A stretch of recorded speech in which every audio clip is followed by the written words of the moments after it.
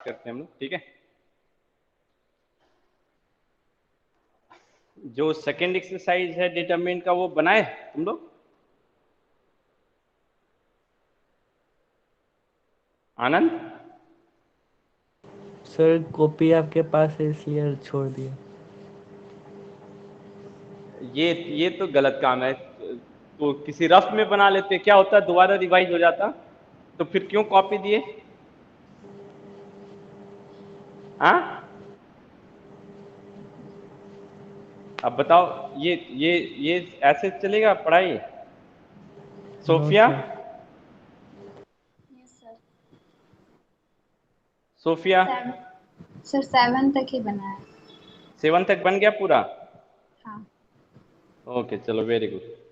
मैंने last class में एक होमवर्क दिया था, बनाए? Yes sir. क्या दिया था? क्वेश्चन नंबर 6 का मतलब प्रूव करने के लिए। हाँ, कि अगर एक मैट्रिक्स है जो स्क्यू सिमेट्रिक है तो उसका जो डिटरमिनेंट होगा वो हमेशा 0 होगा। प्रूफ किए? Yes sir. कैसे प्रूफ किए हो, दिखाओ जरा। एक मिनट सर, स्क्रीन शेयर करता।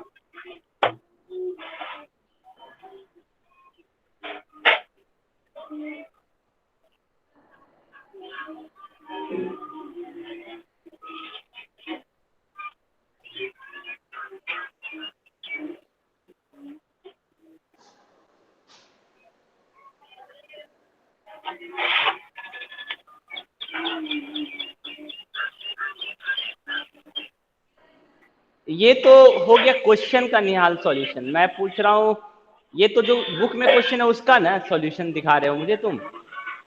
हाँ सर। नहीं, इन जनरल मैंने बोला था ना, मैंने तो बोला था any skew symmetric matrix of odd order then the determinant will be 0। इसका प्रूफ। यो, ये भी तो ऑड ऑर्डर का ही है ना सर? तो ये तो एक 3x3 ऑर्डर का हो गया ना, 5x5 ऑर्डर का रहेगा तो पढ़ना ही नहीं है सर हम लोग को 5x5 का अभी। पढ़ना नहीं है, लेकिन ये क्वेश्चन एग्जाम में आया हुआ है कि any skew symmetric matrix of odd order is there then its determinant will be 0।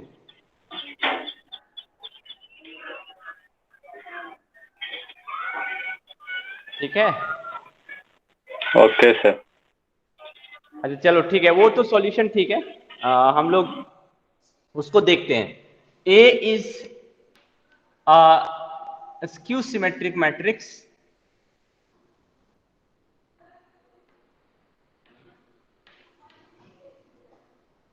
Of odd order, then determinant of A will be equal to 0। इसका प्रूफ देखो। So A skew symmetric matrix है तो A will be equal to what, minus A transpose by definition. लिख सकते हैं ये? Yes sir. अब दोनों साइड तुमको डिटर्मिनेंट ऑफ ए का वैल्यू निकालना है, तो दोनों का डिटर्मिनेंट भी बराबर होगा। होगा? सेकेंड लाइन में भी कोई प्रॉब्लम नहीं है। अब कल हम लोगों ने लास्ट क्लास में एक प्रॉपर्टी पढ़ा था, ए ऑड ऑर्डर का है तो ये -1 जो है हम बोल सकते हैं ना, या -1 है, ये -1 इस डिटरमिनेंट से बाहर आएगा तो कैसे बाहर आएगा, ये हम लोगों ने डिस्कस किया था। Yes sir. जितना रो रहेगा, ऐसे अगर तीन है तो हाँ, फिर। तो एन ऑर्डर का ये मैट्रिक्स है सपोज, तो -1 raise to the power n into, ऐसे हम लिख सकते हैं। हाँ सर। अब यहां पे n का वैल्यू क्या है, ऑड है, तो ये सिंपली ऐसे लिखा जा सकता है, बिकॉज n इज ऑड है। Yes sir. अब एक प्रॉपर्टी हमने और भी पढ़ा था, determinant of A and A transpose both are equal, so हम इसको ऐसे लिख सकते हैं, determinant of A, because determinant of A is equal to determinant of A transpose. So इसको इधर लाएंगे तो क्या हो जाएगा, 2 into determinant of A equal to 0। Now 2 is not equal to 0, it means what, determinant of A will be equal to 0। So proof हो गया कि अगर कोई भी मैट्रिक्स स्क्यू सिमेट्रिक है और ऑड ऑर्डर का है तो उसका डिटर्मिनेंट हमेशा 0 होगा।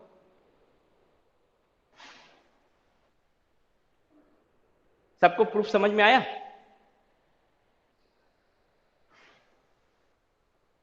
कोई Yes, sir. कंफ्यूजन है प्रूफ में? अगर अब तुम नहीं यही सर, देखो, समझ में आ अगर गया।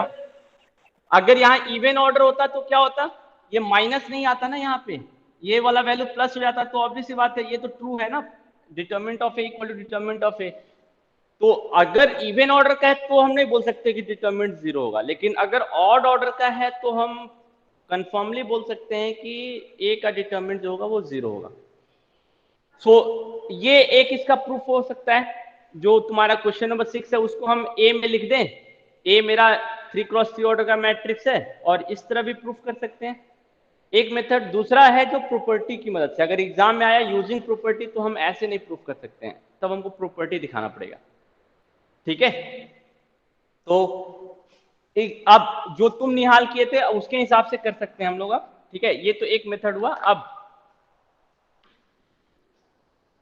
0 a minus B minus A 0 minus C B C 0, इसका डिटर्मिनेंट हमको निकालना है और बिना एक्सपेंशन के दिखाना है कि इसका डिटर्मिनेंट क्या होगा, 0। तो अब यहाँ पे क्या है ना, अगेन हम लोग एक मैनिपुलेशन इंट्रोड्यूस करेंगे। क्या मैनिपुलेशन इंट्रोड्यूस करेंगे? तुम देखो, ये किसी भी ऑड ऑर्डर के स्क्यू सिमेट्रिक मैट्रिक्स में के लिए तुम अप्लाई कर सकते हो। ये जो मैनिपुलेशन है जो हम लोग देख रहे हैं, तो ये तुमको ध्यान रखना है थोड़ा सा। यहाँ पे देखो ए और बी है, मिसिंग क्या है, सी। इसमें ए और सी है, मिसिंग क्या है, बी। इसमें बी और सी है, मिसिंग क्या है, ए। तो हम क्या करेंगे, फर्स्ट रो में सी से डिवाइड कर देंगे, सेकेंड रो में बी से डिवाइड कर देंगे, मल्टीप्लाई कर देंगे, और थर्ड रो में ए से मल्टीप्लाई कर देंगे। तो बाहर में अकॉर्डिंगली हमको डिवाइड भी करना पड़ेगा। तो अब ये क्या हो जाएगा, ए 0 ए सी माइनस बी सी लिख सकते हैं। अब सी कॉमन आके कैंसिल भी हो जाएगा, तो बाहर हमने डिवाइड भी कर दिया और अंदर हमने एक रो में मल्टीप्लाई भी कर दिया। इसमें किसी को कोई कंफ्यूजन?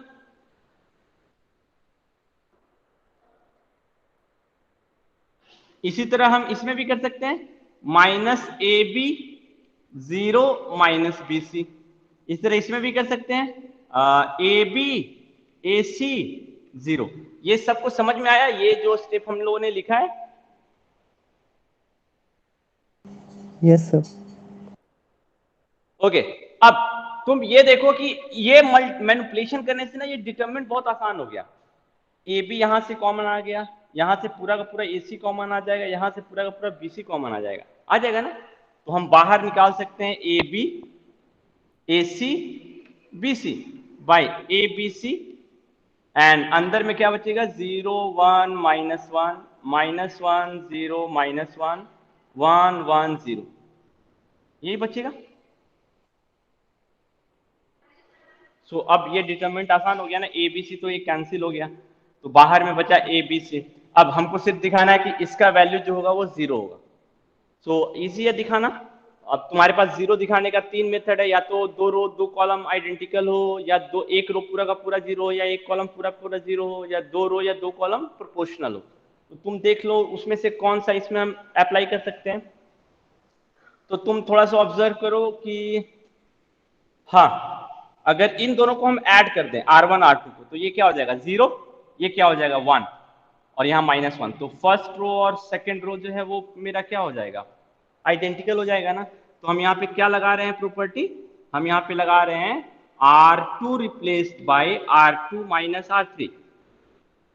तो ए बी सी 0 1 -1, ये 0 हो जाएगा, ये 1 हो जाएगा, ये -1 हो जाएगा, 1 1 0। सो क्या ऑब्जर्व कर रहे हो, रो 1 और रो 2 आइडेंटिकल है, तो इस डिटरमिनेंट का वैल्यू 0 होगा। सर ए बी, हाँ बोलो Shivam. Sir R2 plus R3 ना होगा तब ना 0 होगा। सॉरी, हाँ प्लस होगा, माइनस नहीं, यहाँ प्लस, R2 प्लस R3। ठीक है,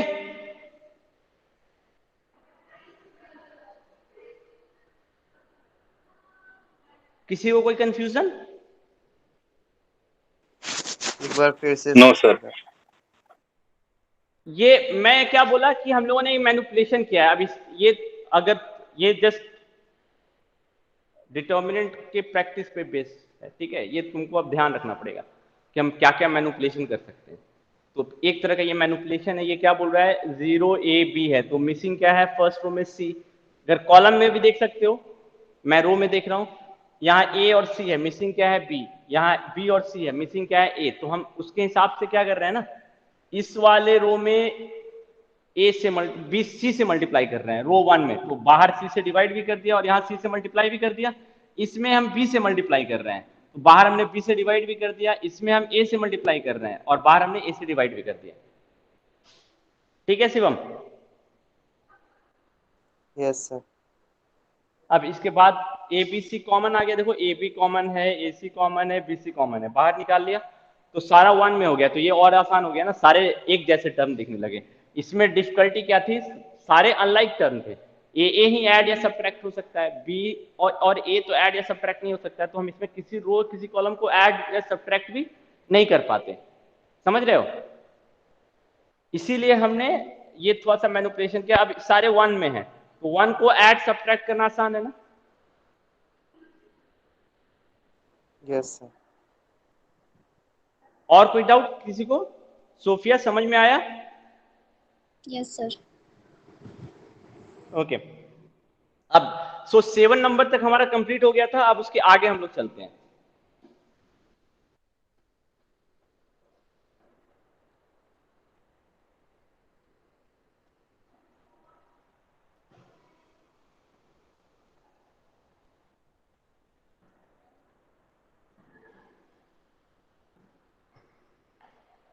एट नंबर। अब देखो 8 में 2 पार्ट दिया हुआ है। ये तुमको एक कैटेगरी बता रहा है डिटर्मिनेंट। देखो तुम्हारा डिटर्मिनेंट बहुत ही आसान है। अगर किसी एक रो में तीनों 1 है या किसी एक कॉलम में 3 1 है, इस टाइप का डिटर्मिनेंट। ठीक है, ये एक कैटेगरी है डिटर्मिनेंट का। अगर किसी डिटर्मिनेंट में पूरा का पूरा एक रो 1 1 1 है या किसी एक कॉलम में पूरा 1 1 1 है, ये बहुत ही इजी डिटर्मिनेंट है सॉल्व करने के लिए। क्यों? तुम ये देखो कि यहां पे हम 2 रो को सब्ट्रैक्ट या 2 कॉलम को सब्ट्रैक्ट कर सकते हैं। देखो एक रो को फिक्स कर देते, इस कॉलम को फिक्स कर देते हैं, इससे इसको सब्ट्रैक्ट कर देंगे तो 0, इससे इसको सब्ट्रैक्ट कर देंगे तो 0, तो 2 0 आ जाएंगे ना। और हम लोगों ने स्टार्टिंग में डिस्कस किया था कि एक डिटर्मिनेंट का एक्सपेंशन बहुत ही इजी हो जाता है अगर किसी एक रो में 2 0 होता है। हम उसके लॉन्ग एक्सपेंड कर देंगे तो हमको कैलकुलेशन जो है वो मिनिमम करना पड़ेगा। समझ में आया क्या हम लोग लॉजिक दे रहे हैं इस तरह के डिटर्मिनेंट को सॉल्व करने के लिए? Yes sir. ठीक है, तो जब भी 3 1 है तो 3 1 में हम 2 1 को 0 बना सकते हैं, एक 1 को सब्ट्रैक्ट करके दोनों में। तो जब भी ऐसा रहे तो ये हमारा सबसे इजी डिटर्मिनेंट है। ये पहला टारगेट होगा कि हम 2 0 बना दे। उसके बाद हम देखेंगे कि और हम क्या प्रॉपर्टी लगा सकते हैं, बट हम ये 2 काम तो देखते ही कर सकते हैं। तो जो तुम्हारा 8 नंबर है इसमें हम यही करेंगे। तो चलो मैं 8 का जो सेकंड है वो सॉल्व कर दे रहा हूं। अब इसमें जितनी भी आइडेंटिटी तुम पढ़े हो ना फैक्टराइजेशन के, वो सारे यूज होंगे अब डिटरमिनेंट में। सो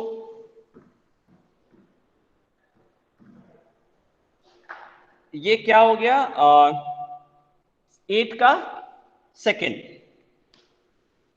1 1 1 A B C, A cube B cube C cube. हमको दिखाना है कि इसका जो फैक्टराइजेशन होगा वो a minus B minus C minus A into A plus B plus C, ये होगा।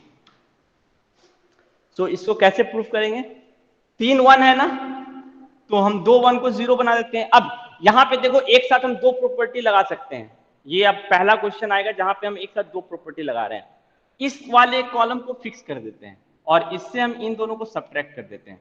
तो C2 replaced by C2 minus C1 and C3 replaced by C3 minus C1। देखो हमने एक कॉलम को फिक्स कर दिया और इससे हमने बाकी दोनों कॉलम में सब्ट्रैक्ट किए। तो हम इस केस में एक साथ 2 प्रॉपर्टी लगा सकते हैं।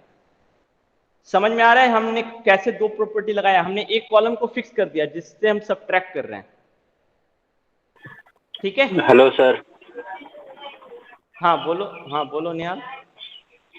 सर C2 रिप्लेस बाय हाँ C2 बोलो। माइनस C1 किए, C2 replace by C2 minus C1 किए तो इससे थोड़ा कॉम्प्लेक्स हो जाएगा आगे जाकर, क्योंकि B माइनस A आ जाएगा। हमको प्रूफ करना उधर A माइनस B, तो C1 हाँ कोई रिप्लेस बाय दिक्कत नहीं है, बी माइनस ए कोई माइनस उससे भी कॉमन कोई है। तुम वो भी कर सकते हो।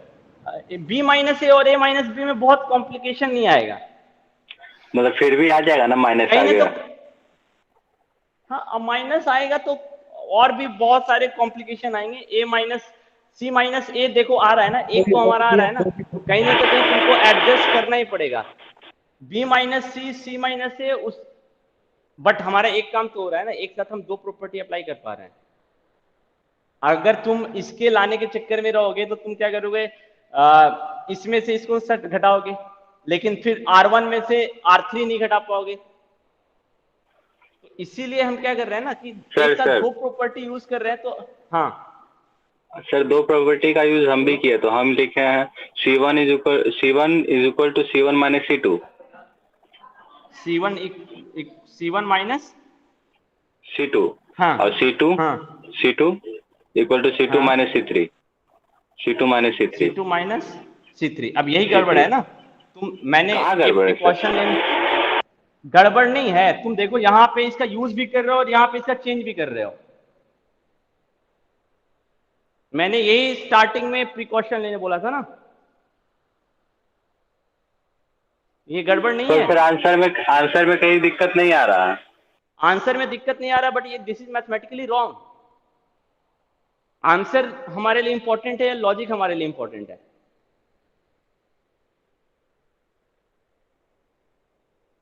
कौन इंपॉर्टेंट है हमारे लिए?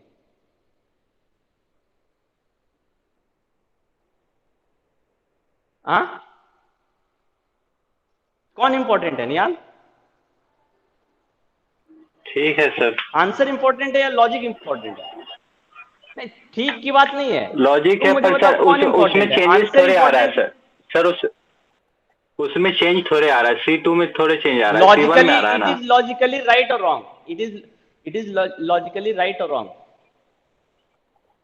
Sir where it is wrong, कहाँ पर रॉन्ग है सर? अभी तो C1 में तो माइनस अभी करें तो तो C1 तुमको में मैंने चेंज, बताया, तो C1 लॉजिक में की चेंज आ बात रहा है कर ना। रहा हूं मैं तुम्हारे तुम मुझे आर्गुमेंट दे रहे हो आंसर के बेसिस पे, मैं तुम्हें आर्गुमेंट दे रहा हूं लॉजिक के बेसिस पे। यहाँ C2 चेंज हो रहा है और तुम C2 का यूज भी कर रहे हो, C2 का यूज भी कर रहे हो और C2 को चेंज भी कर रहे हो। सर C2 में चेंज नहीं आ रहा, C1 में चेंज आ रहा है। एनसीईआरटी बुक में किसने मुझे पढ़ के बताया था कि एक साथ हम दो सर C1 क्या? में चेंज आ रहा है, C1 में चेंज आ रहा है, C2 हाँ में बोलो। थोड़े चेंज आ रहा है। और C2 में चेंज, चेंज C1 में आ रहा है, C2 में चेंज नहीं आ रहा है, ये C2 में चेंज कर रहे हो ना, और C2 में नहीं आ रहा है, सेकेंड स्टेप में ना सर। C2 में चेंज नहीं आ रहा है, तो एक ही स्टेप में कर रहे हो दोनों। ठीक है सर। सेकेंड स्टेज कहां है इसमें? ठीक है, सो ये मैथमेटिकली रॉन्ग हो जाएगा। किसने मुझे पढ़ के बताया था कि एक साथ दो? शायद शिवम, तुम ना? Yes sir. Shivam, yes sir. ठीक है, तो इसके पीछे यही कारण था कि हम कभी कभी ऐसी गलती हो जाती है, तो इसीलिए हम कभी भी वैसा स्टेप नहीं यूज करेंगे जिसमें एक कॉलम चेंज भी हो रहा है और एक कॉलम का यूज भी हो रहा है। वो एक ही स्टेप में नहीं हो सकता है, तब तुमको ये दो अलग अलग स्टेप में करने पड़ेंगे। ठीक है, तो इसीलिए हमने उसको अवॉइड करने के लिए क्या कर दिया, एक कॉलम को फिक्स कर दिया, एक कॉलम को फिक्स करके हम फिर सबट्रैक्ट कर रहे हैं। अगर एग्जाम में ऐसा करोगे तो एग्जामिनर का चॉइस है, वो तुमको तुम्हारा मार्क्स काटेगा, तुम इसको क्लेम भी नहीं कर सकते हो। ठीक है निहाल? ठीक है सर। तो इस चीज का ध्यान रखना कि हमको हर चीज लॉजिकली जाना है, ताकि कोई ये क्लेम ना कर सके कि ऐसा ये मैथमेटिकली यहां रॉन्ग हो जाएगा। ओके, अब ये तुम्हारा इजी हो गया। 1a cube, 0b minus a b cube minus a cube, 0 C minus A C cube minus B cube. अब एक एक करके देखो कि कुछ कॉमन आ रहा है कि नहीं। ये वाले रो में देखो b माइनस ए कॉमन है, इस वाले कॉलम में c माइनस ए कॉमन है, तो इतना पहले कॉमन लेते हैं हम लोग। सर तो सी ये माइनस इसमें से b माइनस ए कॉमन ले रहे हैं।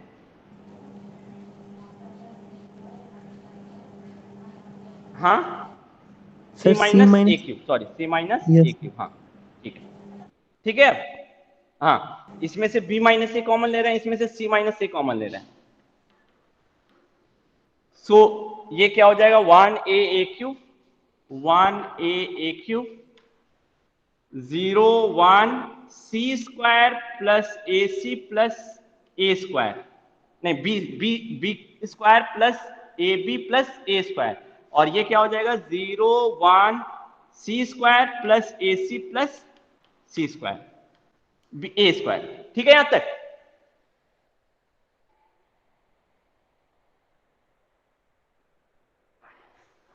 कोई प्रॉब्लम? No sir. इसका फैक्टराइजेशन करो, इसका factorization b minus A into B square plus A B plus A square होता है। तो ये कॉमन आ गया तो यही बचा। इसी तरह इसकी फैक्टराइजेशन में भी आएगा। तो दो फैक्टर तो आ गए हमारे, 1 और 2। अब एक्सपैंड यहां भी कर सकते हो बट लेंदी हो जाएगा, तो हम क्या करेंगे और भी इसको सिंप्लीफाई करेंगे। 2 1 और है ना, तो इन दोनों को भी हम सबट्रैक्ट कर देते हैं। ठीक है, तो क्या करेंगे C2 replace by C2 minus C3, तो ये क्या हो जाएगा B minus A C minus A 1 a cube 0 0, ये क्या हो जाएगा B square minus C square plus A B minus A C, और ए स्क्वायर कैंसिल हो गया 0। यहां पर बचा 0 1 C square plus A C plus A square, एक 0 और आ गया ना। अब तुम देखो इसमें से हम क्या कॉमन ले सकते हैं, इसमें a कॉमन आ जाएगा, तो a कॉमन आ जाएगा, मैं एक स्टेप छोड़ रहा हूं तो b माइनस सी, और यहाँ पे b प्लस सी, तो b माइनस सी कॉमन आ जाएगा। Yes sir. तो b minus A C minus A b minus C, तो ये हो जाएगा मेरा 1 a cube 0 0 b plus C plus A, है ना, और ये हो गया हमारा 0 1 C square plus A C plus A square. अब यहां से तुम देखो तुम्हारा सॉल्यूशन आसान हो गया, क्या मैच कर गया, यहां पे माइनस का अंतर है, b माइनस सी है c माइनस ए है, तो तुमको क्या लगता है इसका जो वैल्यू है वो कितना आना चाहिए, माइनस ए प्लस बी प्लस सी आना चाहिए तब, और उसके साथ माइनस भी आना चाहिए। हाँ सर। तो ये तो एडजस्ट हो जाएगा। तो हम इसको अब R1 के लॉन्ग एक्सपैंड कर देते हैं, तो R1 के लॉन्ग एक्सपैंड कर देंगे तो क्या होगा, ये खत्म हो गया, ये खत्म हो गया, ये और ये 0 हो गया, माइनस आ गया आंसर। हाँ यही C minus A B minus c into minus of a plus B plus c expanding along R1, ये लिख देना। तो आ गया ना सॉल्यूशन, इजी है, कहीं लेंदी हुआ।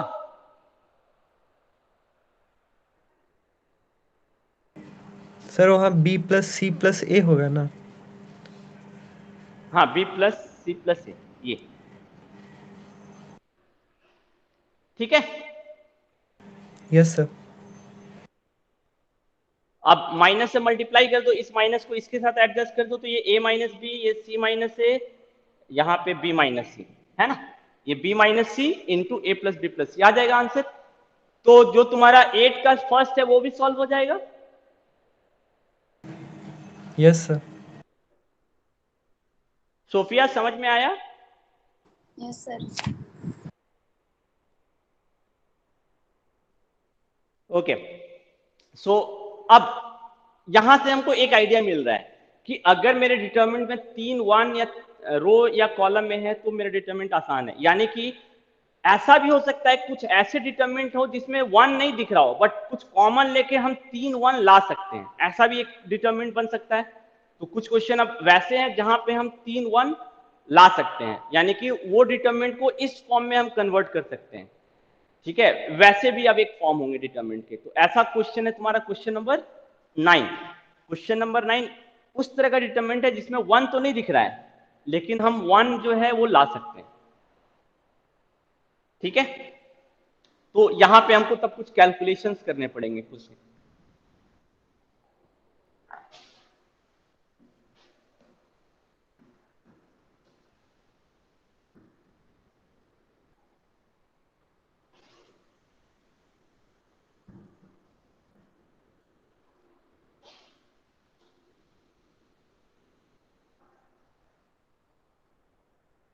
ओके, सो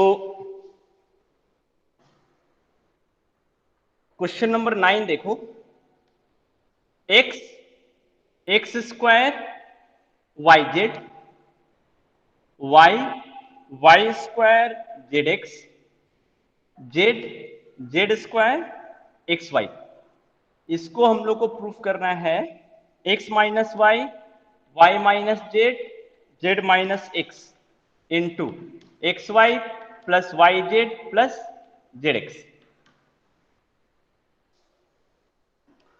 सो यहां पे देखो क्या होता है ना, कभी कभी इसको देखते हुए लोग सोचते हैं कि इन तीनों को हम ऐड करते हैं, R1 replace by R1 plus R2 plus R3, तो क्या होगा तुम्हारा x Y plus Y Z plus Z x तो आ जाएगा, लेकिन वो कॉमन नहीं आ पाएगा। क्यों? यहाँ पे क्या आ जाएगा x square plus y square plus z square, इसका कोई फैक्टराइजेशन नहीं होता है।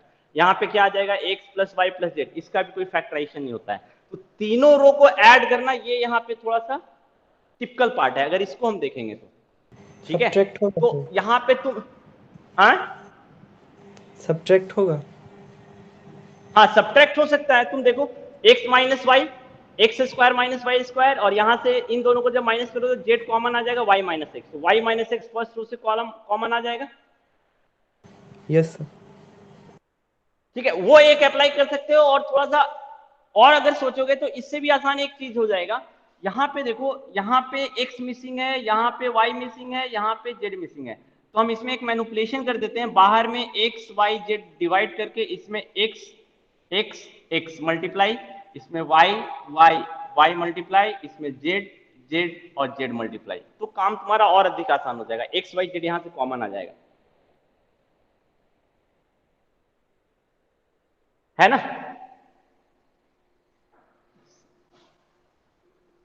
एक्स वाई जेड, अब देखो x square x cube x y Z, Y square y cube x y z, z square z cube x y z. Determinant को बनाने का बहुत सारा मेथड है, वो तुम्हारा चॉइस है कि तुम कैसे प्रोसीड कर रहे हो, बट ऑब्वियसली ये लॉजिकली जाना चाहिए।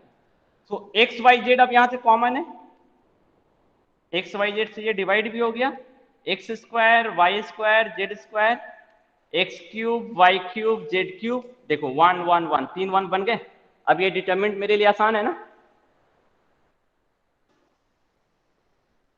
क्या?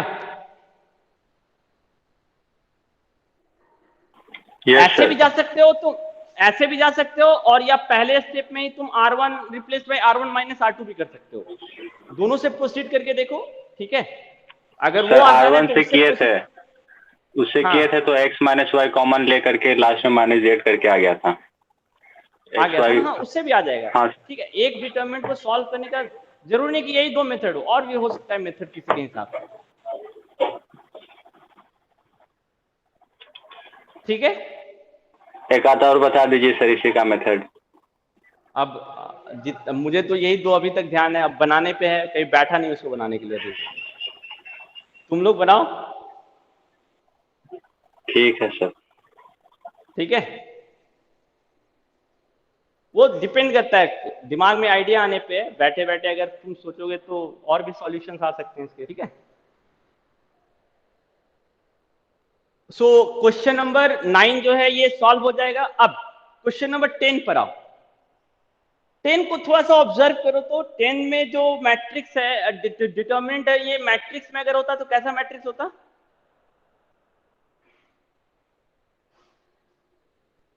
टेन नंबर में जरा देखो,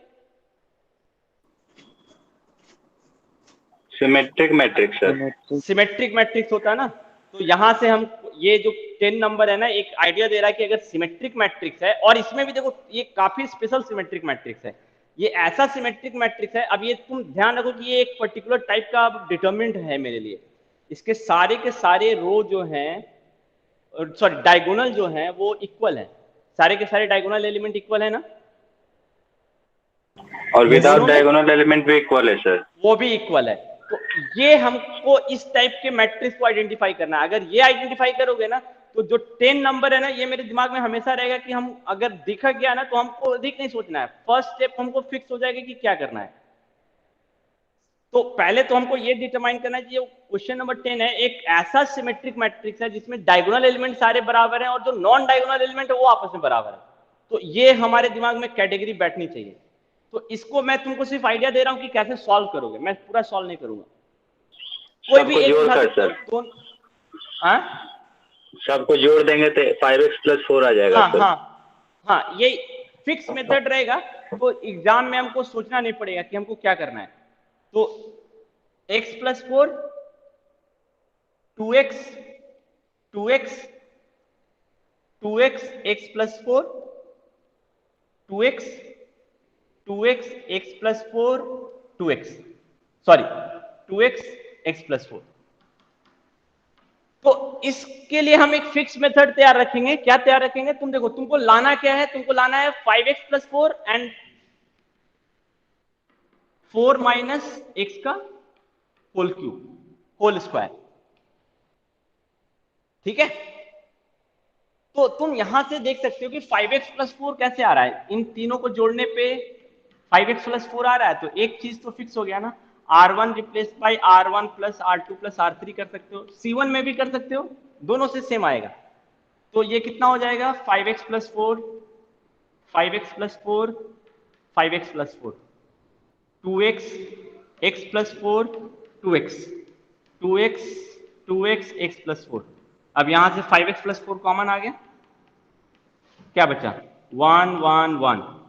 फिर से ये हमारा जो 8th क्वेश्चन नंबर है उसमें कन्वर्ट हो गया, उसमें कन्वर्ट हो गया ना। तो फिर से ये सॉल्व हो जाएगा। क्वेश्चन नंबर 9 का सेकंड भी वैसा ही है, समझ में आया सबको? सॉरी 10 का सेकंड भी वैसा ही है।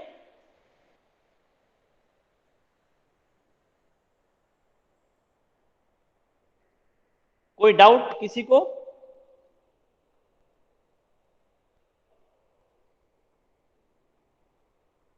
नहीं ना?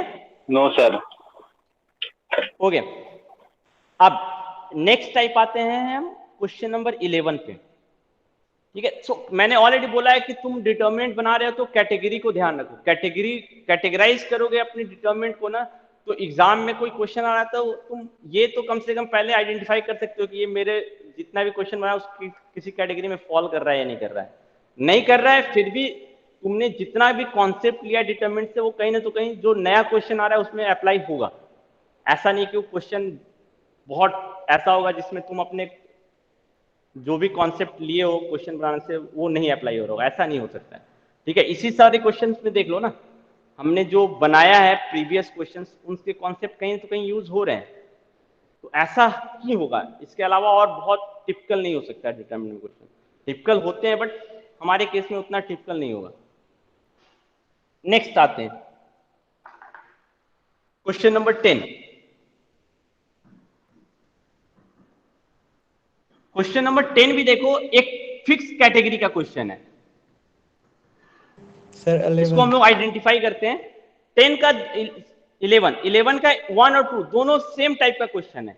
मैं एक सिर्फ तुमको दिखा रहा हूं। क्वेश्चन नंबर 11 का first, R1 + R2 + R3 a - b - c, हाँ 2c 2a b - c - a 2c 2a 2b c - a - b is equal to a + b + c whole cube. ये हमको प्रूव करना है। तो तुम ये देखो कि यानी कि तुमको a + b + c कितनी बार कॉमन लेना पड़ेगा? 3 बार कॉमन लेना पड़ेगा। Yes sir. इसका यही मतलब है ना। तो तुमको a + b + c एक रो में या एक कॉलम में लाना पड़ेगा, और ऐसा तुमको 3 टाइम्स करना पड़ेगा। 3 टाइम्स नहीं तो कम से कम एक बार करेंगे तो एक तो आएगा, फिर उसके बाद नेक्स्ट सोचेंगे। तो अब तुमको ये सोचना है कि a plus B plus C आएगा कैसे।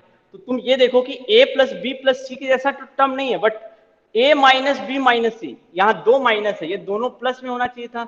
यहाँ पे ये दोनों माइनस है, ये दोनों प्लस में होना चाहिए था। यहाँ पे ये दोनों माइनस है, ये दोनों क्या होना चाहिए था, प्लस में होना चाहिए था।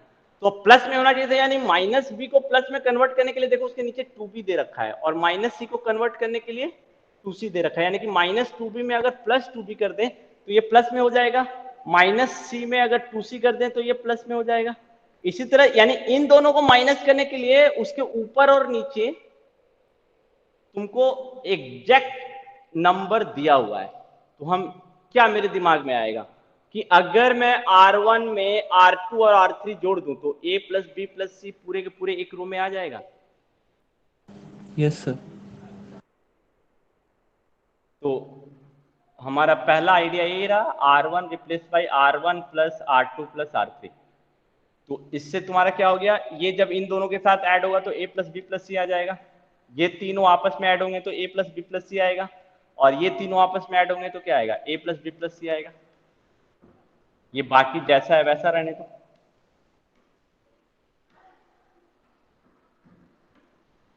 अब एक तो a plus B plus C common आ ही गया कम से कम, और साथ साथ में 3 1 भी आ गए। अब इसके बाद का जो प्रॉब्लम है वो तुम लोग खुद से सॉल्व कर सकते हो, कर सकते हो ना? Yes sir. ठीक है, तो ये तुम लोग खुद से सॉल्व करना। अब तुम देखो, मैं जस्ट आइडिया दे दे रहा हूं, यहां तुमको जीरो बनाने के लिए भी बहुत सारे एलिमेंट है, 2c जीरो भी बन जाएगा, यहां से भी बहुत सारे जीरो आएंगे, तो तुम्हारे जो डिटर्मिनेंट है उसके अंदर बहुत सारे जीरो आएंगे, और जब जब तुम जीरो बनाने जाओगे ना तो automatic a plus B plus C common आने लगेगा, क्योंकि जितना अधिक जीरो रहेगा कॉमन लेना उतना अधिक आसान रहेगा। ठीक है, तो अब मैं इसके आगे वाला पार्ट नहीं करूंगा, ये तुम लोग खुद से करोगे। इसी तरह क्वेश्चन नंबर 2 भी है 11 का। देखो x plus Y plus 2z है, तो 2z को z बनाने के लिए नीचे में एक x दिया हुआ है। ठीक है, तो हम क्या करेंगे, R1 replace by R1 minus R2 कर देंगे, तो काम मेरा आसान हो जाएगा।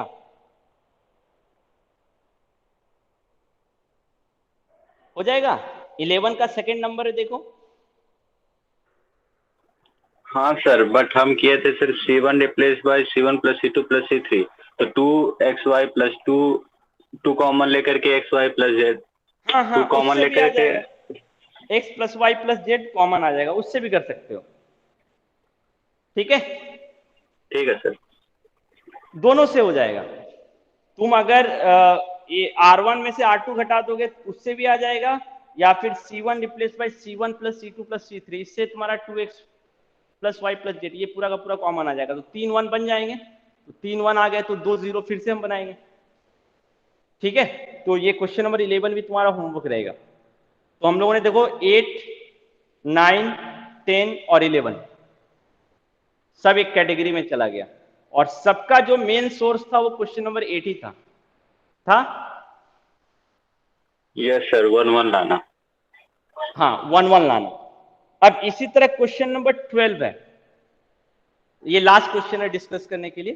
ठीक है, 13 और 14 नेक्स्ट क्लास में, क्योंकि ये फिर से एक अलग कैटेगरी बन जाएगी क्वेश्चन की। ठीक है, सो 12 नंबर देखो।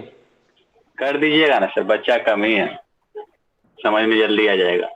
नहीं नहीं नहीं नहीं, बच्चा कम है, ठीक है, थोड़ा सा इतना पहले देख लेते हैं। ठीक है, सबको देखना है ना, जो वीडियो देखेंगे उनको भी मुझे देखना पड़ेगा। एक ही अगर मैं बहुत लंबा वीडियो बना दूंगा तो फिर बच्चे क्या करते हैं ना, वीडियो को स्किप करने लगते हैं। करते हो ना? हम तो 2x पे देख लेते हैं सर। हाँ, तो अब सबके लिए वो ऐसा अवेलेबल नहीं ना है, सारे मोबाइल में वैसी फैसिलिटी नहीं ना है। सर सब यूट्यूब में है, कोई भी कैसा भी मोबाइल लेगा सब में 2x हो जाता है। सब में कर देता है? हाँ सर। अच्छा चलो ठीक है, हो सकता है बहुत लोग नहीं भी जानते हो। ठीक है, तो इसीलिए 12 तक ठीक है। मेरे ख्याल से 30 35 40 मिनट का वीडियो है, तो देखने में भी थोड़ी सी आसानी रहेगी। 12 नंबर देखो।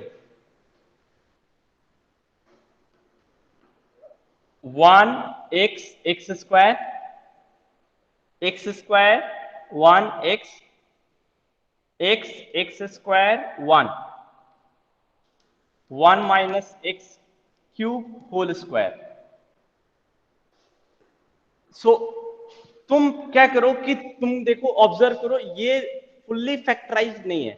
हम ना पहले इसको फैक्टराइज कर देते हैं ताकि हमको एक आइडिया दे दे कि हमको कौन कौन सा फैक्टर चाहिए। तो 1 माइनस एक्स क्यूब, इसका फैक्टर क्या होगा?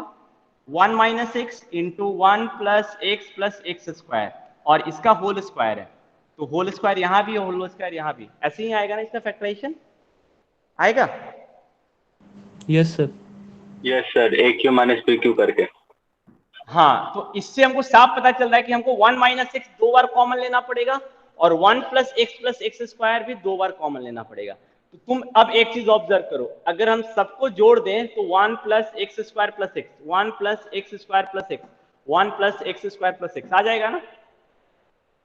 Yes sir. R1 या C1 किसी में भी अप्लाई कर दो, तो फिर से 3 1 बन जाएंगे। Yes sir. तो फिर से ये प्रॉब्लम हमारे लिए आसान हो गया। तो देखो क्वेश्चन नंबर जो हमारा 12 है, 12 तक ऑलमोस्ट सारे क्वेश्चन जो हैं वो 8 पे ही जा रहे हैं, लेकिन हर में थोड़ा थोड़ा हमको कुछ एक्स्ट्रा मैनिपुलेशन देखना पड़ा है। ऐसा नहीं कि सारे क्वेश्चन एक ही जैसे थे, नहीं। इस Yes, क्वेश्चन sir. में हमको क्या था, जो प्रूफ करना था उसको थोड़ा सा अगर हम फैक्टराइज कर दे तो हमको बहुत इजीली दिख गया कि हमको क्या करना पड़ रहा है, लेकिन अगर फैक्टराइज नहीं करेंगे ना तो थोड़ा सा टिपिकल हो जाएगा ये क्वेश्चन। हम बिना फैक्टराइज किए थे सर, बहुत हाँ, दिक्कत हुआ। बिना फैक्टराइज किए भी कर सकते हो, साफ दिख रहा है कि 1 माइनस एक्स स्क्वायर है, x माइनस 1 है, तो 1 माइनस एक्स कॉमन आ जाएगा, बट थोड़ा सा टिपिकल हो जाएगा। लेकिन अगर हम फैक्टराइज कर दें तो एक तो मल्टीप्लाई हमको नहीं करना पड़ेगा, और हमको साफ साफ दिख रहा है कि हमको क्या क्या फैक्टर बाहर निकालने पड़ रहे हैं। ठीक है, तो क्वेश्चन नंबर 12 तक सबका बन जाएगा। Yes sir. Shivam? Yes sir. Sophia? Yes sir. Anand? Yes sir. तो चलो ठीक है, तुम्हारा होमवर्क रहेगा क्वेश्चन नंबर 12 तक, फ्रॉम क्वेश्चन नंबर 8 to 12। आनंद, फिर तुम होमवर्क छोड़ दोगे? क्या करे तो सर? मैंने बोला था ना कि जिनको होमवर्क बनाना है वो कॉपी नहीं जमा करो, बना लेंगे सर। तुम रफ में बना के लाओगे। हाँ ठीक है। ठीक है, तो 2 बार प्रैक्टिस हो जाएगी ना। ठीक है, ठीक है सर। ठीक है, क्लास खत्म करते हैं फिर। Okay sir sir sir sir हाँ बोलो बोलो निहाल बोलो। सर 14 में देखिए हम जो किए थे ऊपर, उससे आंसर